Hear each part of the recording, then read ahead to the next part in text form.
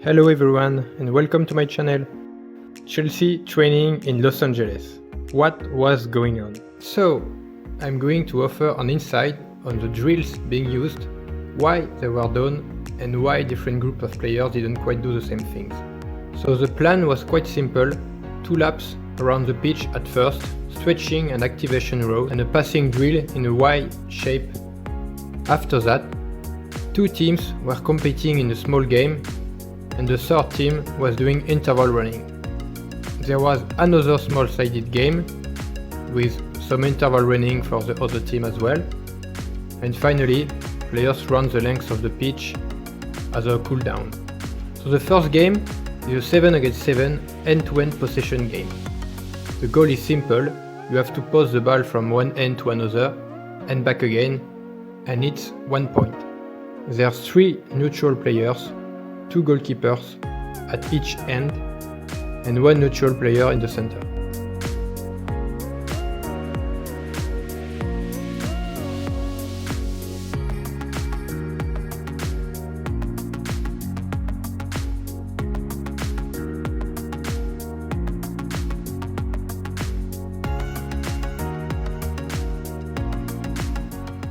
But why using such a narrow shape? It's simple. If you use a square shape, often what you get is one team stretching the pitch, passing the ball around, and one flock of players chasing the ball aimlessly. But if you use a vertical space, for the same surface, players are forced to look forward and pass the ball forward, and therefore the play and the game and players move like the tide. There's a lot of discussion around Gallagher's seemingly non-existent passing metrics, but I know for sure there's one thing he's brilliant at: it's finding separation to pick the ball in tight space. Also, the neutral player in the middle was the edge. And once again, there's good and bad sides to it. Of course, technical players love being the joker in the middle of the game, which means they get more of the ball and they don't have to defend. But there's a downside to it as well. Players in the middle don't have to chase the ball when they lose it, and it creates bad habits. There's a fun game to play when you watch Chelsea, is to pick the Cobham graduate, who is usually the player, like a dog with a bone. As you can see, at both ends of the game, goalkeepers are tasked to play bouncers. But there's good and bad sides to it. It's good to have goalkeepers involved with the team, to improve their technical execution under pressure, but on the other hand, and sometimes, the game requires to play some passes they shouldn't be playing even in game situations.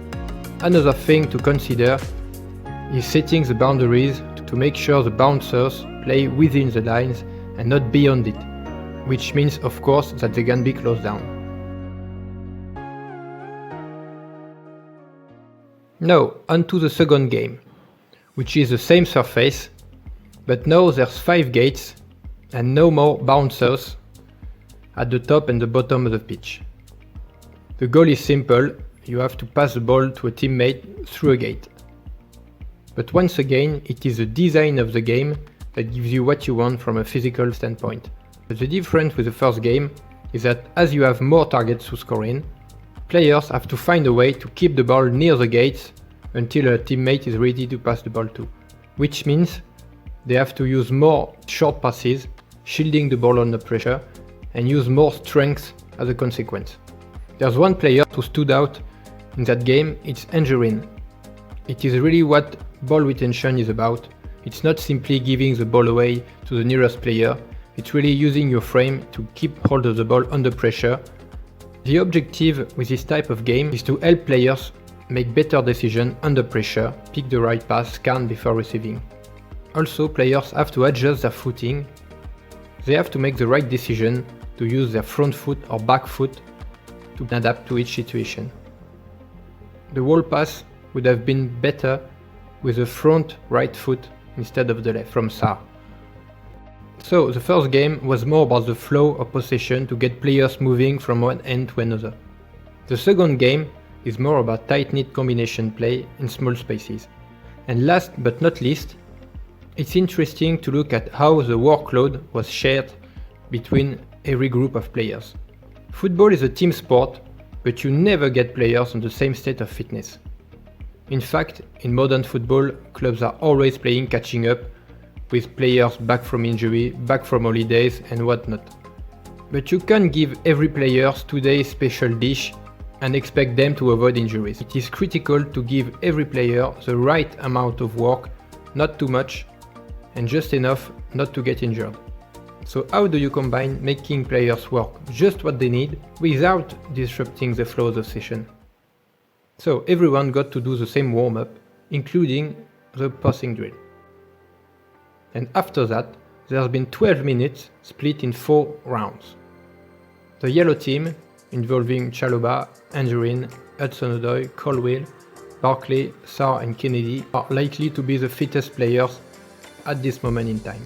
And as you can see, they played exclusively small-sided games and opposed games. The blue team was involving James, Kovacic, Batshuayi, Gallagher, Ampadu, Mount and Emerson. And their time was split between 8 minutes of opposed playing time and 4 minutes of interval running. And finally, the red team of Jorginho, Pulisic, Havertz, Gilmour, Werner, Alonso and Azpilicueta only played 4 minutes of opposed playing time with 8 minutes of interval running. And from the outside, the session looked even, so every player had 12 minutes of actual training time. But it is what they spend doing during those 12 minutes that matter. So that's it for the session. I hope Chelsea will put some other ones online during the pre-season tour. Thanks for watching and have a good evening.